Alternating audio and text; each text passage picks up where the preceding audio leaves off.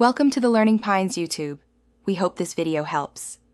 In this video, I will show how to take off an Infiniti G35 rear bumper.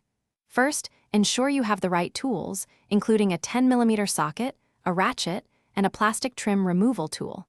Safely lift the rear of your G35 using a jack and secure it with jack stands. This provides crucial clearance. Next, remove the rear wheels. This step is essential for gaining full access to the fender liner bolts and clips, making the entire process much smoother and preventing any awkward reaching. Now, let's tackle the fender liners. You'll find several plastic clips and screws holding them in place. Use your trim removal tool and a Phillips head screwdriver to detach them.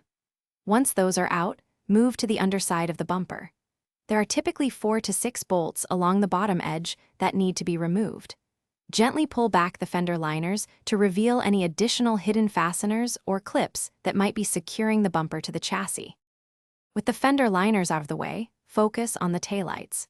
Each taillight assembly is usually held by two 10mm bolts accessible from inside the trunk. After removing these, carefully pull the taillights straight back and disconnect their electrical connectors. This step is crucial because behind where the taillights sit, you'll find additional bolts, typically 2 on each side, that directly secure the bumper to the vehicle's frame.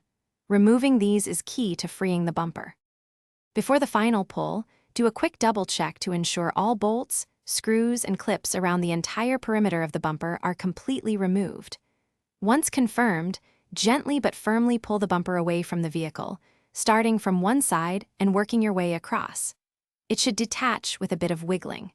Be mindful of any remaining electrical connections for license plate lights or sensors. Remember to check the description below for a link to the new Kindle Paperwhite, perfect for reading anywhere, as well as other great deals.